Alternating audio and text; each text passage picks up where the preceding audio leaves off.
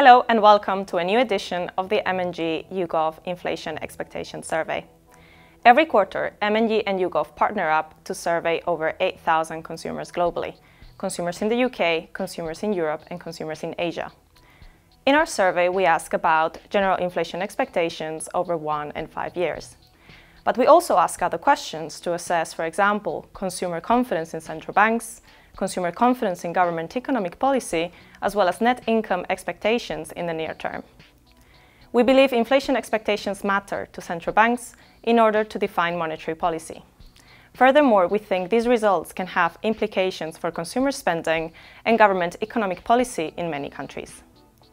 The results of the M&G YouGov Inflation Expectation Survey for the fourth quarter of 2015 show that the general public concern for inflation has inevitably receded after yet another quarter of falling oil prices. This is most evident in the UK, where the short-term inflation forecast has fallen to 1%, the lowest level ever recorded since the inception of our survey. This is perhaps unsurprising, considering that UK inflation, as measured by the Consumer Price Index, has hovered around 0% and even dipped into mild deflation during 2015. In Europe, too, the weakness in the price of oil has driven much of the weakness in European inflation. We must consider that the energy component has a relatively large impact in the European inflation basket, with a weight of approximately 10 to 15%. Our analysis shows that inflation expectations remain unchanged in Austria, Germany and Italy, but they fell in Spain and Switzerland, two countries that have seen deep deflation this year.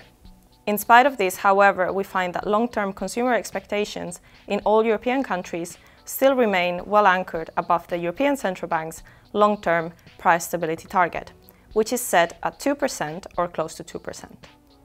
This quarter, we also note a general uptick in central bank confidence across most European countries. This was perhaps driven by the anticipation and the expectation that the European Central Bank would increase its monetary stimulus in December in order to bring European inflation back to target. That said, the general sentiment towards central bank credibility has been declining over the past couple of years.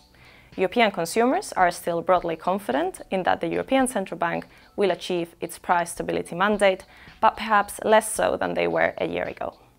Similarly, if we look at net income expectations, the percentage of European respondents expecting a rise in their net income is generally higher than it was in November 2014, except for Switzerland.